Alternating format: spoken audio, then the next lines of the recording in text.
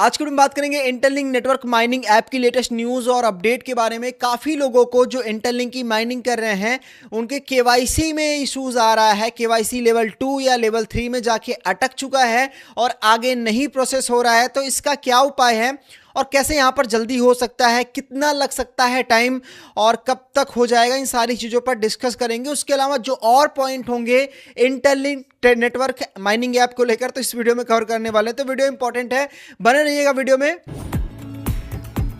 चलिए बात कर लेते हैं इंटरलिंक नेटवर्क माइनिंग ऐप के बारे में। तो सबसे पहले केवाईसी वाले पॉइंट को कवर करते हैं। तो आ जाते हैं केवाईसी सेक्शन पर और यहां पर देखेंगे, हम केवाईसी सेक्शन पे जाते हैं तो यहां पर आप देखेंगे मेरी भी केवाईसी यहां पर स्टक हुई है लेवल 2 पर और इसके आगे ये बढ़ नहीं रही है। तो क्या मामला है उसको लेकर हम थोड़ा समझते हैं। तो यहां पर आ जाते हैं वेरिफिकेशन पे। तो सिंपल यहां पर देखेंगे, यहां पर लेवल 2 में इन रिव्यू दिखा रहा है और कब से दिखा रहा है, 14 मई से, यानी आप समझो कि 2 महीने होने वाले हैं।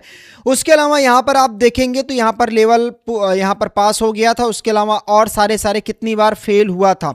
अब यहां पर आते हैं केवाईसी कैसे करनी है। यहां पर क्या मेंशन है, अब केवाईसी फास्ट करने के लिए उन्होंने बताया हुआ है कि थोड़ा सा कंसिस्टेंसी जिन्होंने स्टार्टिंग में दिखाई थी जब केवाईसी आया था तो उनकी केवाईसी हो गई थी 2-4 बार, 5 बार, 6 बार फेल होने के बाद उन्हें जब कुरेटर वगैरह मिल गया था तो केवाईसी वगैरह वो करते गए तो कुछ लोगों की हो गई। लेकिन मोस्टली पीपल की केवाईसी यहाँ पर पेंडिंग में। अगर हमारा लास्ट सेकेंड, लास्ट थर्ड या लास्ट फर्स्ट वीडियो आप जाकर देखेंगे तो मैंने उसमें जब वीडियो में कि कमेंट बॉक्स को पढ़ा तो देखा 90% लोगों की केवाईसी नहीं हुई है इंटरलिंक पे।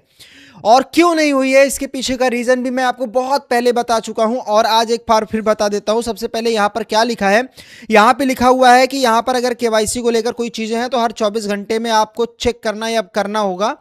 तो आप कोशिश करें केवाईसी को लेकर यहाँ पर बार बार 24 घंटे में हर एक बार तो जरूर यहाँ पर आकर चेक करें। उसके अलावा यहाँ पर लिखा हुआ है कि किस प्रकार से काम कर रहा है केवाईसी का सिस्टम। तो देखो भाई, जो जैसे अप्लाई कर रहा है, जिसको जैसे मिला था उसी लाइन वाइज यहाँ पर हो रहा है। तो आपका नंबर कब आएगा वो आइडिया बता रहा हूँ कैसे होगा। अब देखो क्या है कि मिलियंस ऑफ पीपल के केवाईसीज होने हैं, सोचो मिलियन पीपल के, और अगर इनके पास केवाईसी के लिए सिर्फ और सिर्फ 10 बंदे हों, आई थिंक सिर्फ केवाईसी के लिए 10 बंदे तो आई थिंक कोई नहीं रखता, कोई भी नहीं रखता। मैं आपको इंटरनल चीज़ें बता रहा हूँ। अगर केवाईसी को लेकर अगर बंदे इनके पास हैं तो ज़्यादा 2, 3, 4, 5, बस उससे ज़्यादा नहीं होंगे जो केवाईसी को वेरीफाई कर रहे होंगे, वो भी मैनुअली। अब सोचो 5 बंदे हैं, 10 बंदे बहुत हो जाते हैं। तो 5 बंदे हैं जो केवाईसी को वेरीफाई कर रहे हैं। अगर एक बंदा बहुत सारी मेहनत करता है और दिन में 200 लोगों की केवाईसी कर ले जाता है, 300 की कर ले जाता है, 400 की कर ले जाता है, तो आप कैलकुलेट करो कि 5 बंदे दिन भर में केवाईसी कितना करेंगे, उसके बाद महीने में कितना करेंगे, साल में कितना करेंगे, तो कितना टाइम लगने वाला है ये आप थोड़ा सा कैलकुलेट करना जैसे मैं बताया तो आपको पता चल जाएगा। तो केवाईसी में ऐसा होता है क्योंकि ये ओपन सोर्स केवाईसी नहीं है, ये मैनुअली केवाईसी है, जैसे पाई नेटवर्क में था। जो ओपन सोर्स केवाईसी होती है, लाइक हम किसी थर्ड पार्टी से कोई सर्विस लेकर केवाईसी करवाते हैं तो वो ऑन स्पॉट हो जाती है। आपने थर्ड पार्टी से सर्विस ली है और थर्ड पार्टी आपको बता देगा कि इसने डॉक्यूमेंट सबमिट कर दिया और वो आपको फॉरवर्ड कर देगा। तो सिंपल सा केवाईसी का प्रोसेस होता है। लेकिन ये क्या कर रहे हैं, मैनुअली इनकी टीम हैंडल कर रही है, थर्ड पार्टी को नहीं हायर किया है। लेकिन ये थर्ड पार्टी को हायर करना चाहिए ताकि ये जो बहुत सारी चीज़ें चल रही ना केवाईसी को लेकर, कोई क्या कह रहा है, ये ना होता।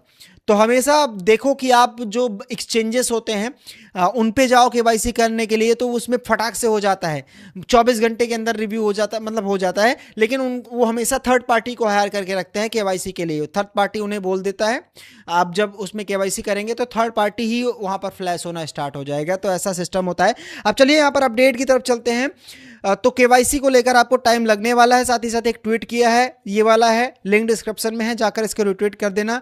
आप सभी का प्यार मिलेगा। तो टीम को थोड़ा सा यहाँ पर पुश कर रहा है कि भाई केवाईसी करो, इंडियन पीपल की हल्के में मत लो, केवाईसी करनी होगी। तो समथिंग मैंने ऐसा ट्वीट में लिखा हुआ है, तो लिंक डिस्क्रिप्शन में है, प्यार जरूर दिखाएं। और साथ ही साथ इंस्टाग्राम में आप हमें जरूर ज्वाइन करें। हमने नई एक आईडी इंस्टाग्राम पर क्रिएट की है और आप सभी का वहाँ पर बहुत बहुत स्वागत है। तो आइए इंस्टाग्राम पर हमें भी ज्वाइन कीजिए।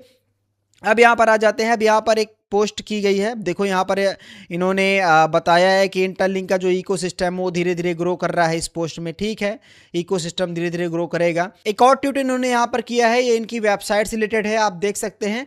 अब इन्होंने अपनी वेबसाइट को क्या किया है, रीमोडिफाइड कर दिया है, यानी एक प्रकार से चेंज कर दिया है, कुछ चीज़ें उसमें चेंज की है। तो कुछ इस प्रकार से इन्होंने वेबसाइट को कर दिया है। अब ठीक है, अच्छी बात है, लेकिन यहाँ पर देखेंगे तो जो पिक्चर्स इमेजेस है ये एआई से बने हुए हैं, और उसके अलावा बहुत सारे कंट्रीज़ के यहाँ पर इन्होंने लोगो वगैरह लगा दिए हैं। और यहाँ पर देखेंगे इकोसिस्टम से रिलेटेड, तो यहाँ पर 3 चीज़ें हैं इकोसिस्टम में। एक तो हम जो लोग माइन कर रहे हैं एप्लीकेशन है, और वॉलेट ब्लॉकचेन, ये तो किसी भी क्रिप्टो प्रोजेक्ट में होता ही होता है। तो जो ब्लॉकचेन है ये इनकी ब्लॉकचेन भी अभी क्या कह रहे हैं कि टेस्टनेट में है, और ये भी कब तक रहने वाली है, मेन नेट इनका किस प्रकार से आता है, इनकी ब्लॉकचेन किस प्रकार से काम करती है, वो सारी चीज़ें देखने लायक रहेगी। उसके अलावा यहाँ पर एम्बेसडर्स हैं, यहाँ पर वाइट पेपर है। वाइट पेपर पर हम अलग वीडियो लाने की कोशिश करेंगे, सब आपने अपना कमेंट बॉक्स में प्यार दिखाना है, तो वाइट पेपर पर लेकर आऊँगा। अब यहाँ पर एक जो ज़्यादा क्वेश्चन पूछा जाता है मुझसे इंटरलिंक को लेकर, वो है इंटरलिंक की लिस्टिंग को लेकर और इंटरलिंक की प्राइस को लेकर। तो देखो अभी यहाँ पर जो टोकन है ना, ये टोकन आपका किस प्रकार से काम करेगा, पहले आप इसको समझो। पहली बात, ये मेरे बर्न हुए हो गए टोकन, आपको बर्निंग से बचाना है। उसके बाद जब बर्निंग से आपका बच जाएगा तो आपको यहाँ पर HCS अपना इंक्रीज करना पड़ेगा, HCS। और HCS के माध्यम से ये आपका क्या होगा, वेरिफिकेशन के बाद माइग्रेट हो पाएगा। यहाँ पर देख सकते हो माइग्रेशन का प्रोसेस है, आपको वेरीफाइड टोकन मिलेंगे माइग्रेट होके। पहले तो वेरीफाइड होंगे, फिर उसके बाद माइग्रेट होंगे।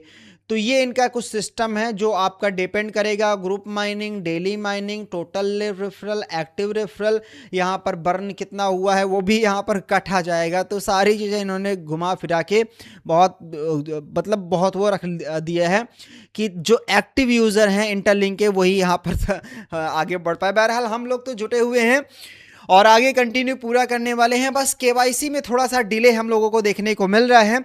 और हाँ, आपने इंटरलिंक को स्टेक नहीं करना है, जिनके अनलॉक हो गए हैं, माइग्रेट हो गए हैं। और उसके अलावा P2P में बहुत सारे लोग बहुत ज़्यादा प्राइस में बाई और सेल वगैरह कर रहे हैं, तो वो भी अपना पार्ट नहीं है, तो उसमें भी अपना इंटरेस्ट मत दिखाना बिल्कुल भी। अपना जो पार्ट है वो ये है कि हम लोग इस एयर ड्रॉप में पार्टिसिपेट कर रहे हैं, और जो भी टोकन मिलेगा जब ऐसा ट्रेड के लिए एक्सचेंज पर अवेलेबल होगा तब हम वहां पर उसे सेल कर सके। तो ये रहा ओवरऑल वीडियो। बहरहाल मैं जल्द एक नया वीडियो लेकर आऊंगा। आपने कमेंट बॉक्स में अच्छे अच्छे कमेंट करना है, और कोई क्वेरी है तो कमेंट बॉक्स में बताइएगा, और किसी और प्रोजेक्ट पर आपको वीडियो चाहिए तो भी कमेंट बॉक्स में बताइएगा। तो ये रहा ओवरऑल वीडियो को लाइक कर दीजिएगा। मिलता हूँ एक नए वीडियो में। Thank you so much.